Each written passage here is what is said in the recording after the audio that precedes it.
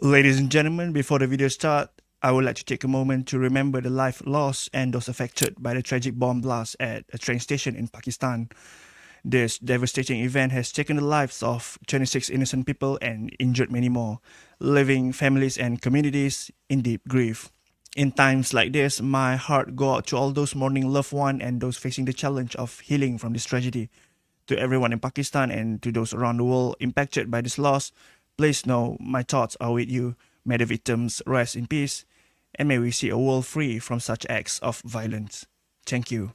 And we're back to the video. Today we are getting into Apple's latest iOS update, the iOS 18.1.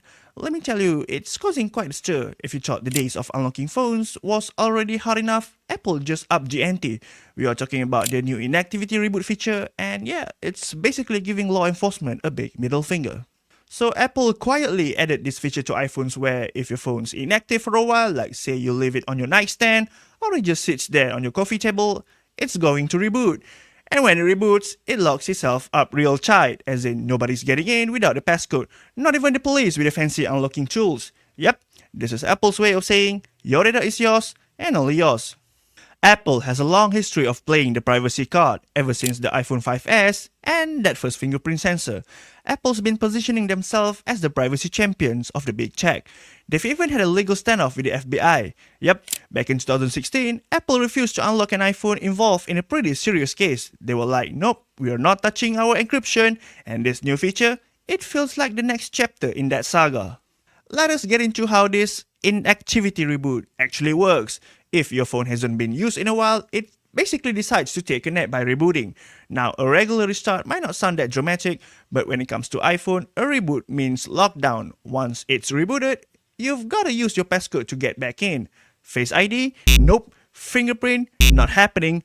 This phone's like, I want a passcode and nothing else. And here's the kicker. Most of those police tools that are designed to break into locked phones, they rely on being able to guess passcodes or find data before a reboot happens.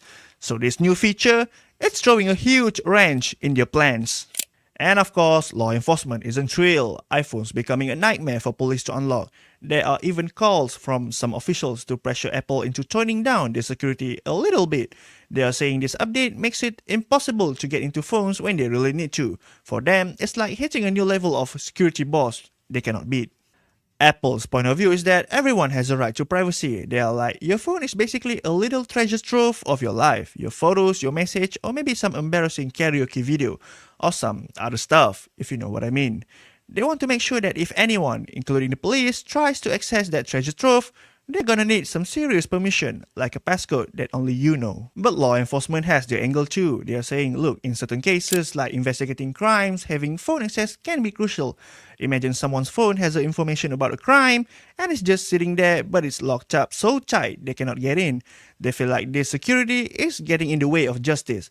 Apple and law enforcement have been at odds over this for years, and this new feature just turns up the heat. So how does this impact regular people like us? Well, on one hand, it's kinda cool to think that if you accidentally leave your phone at a party or a cafe, it will protect itself. But it's not all sunshine and roses.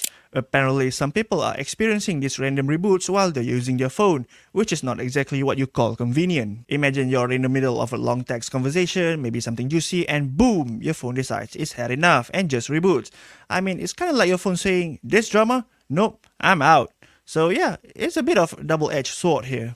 And that's it for today's video. Let me know what you think down in the comments below. If you like the video, hit the like button. If you dislike the video, hit the dislike button. Don't forget to subscribe.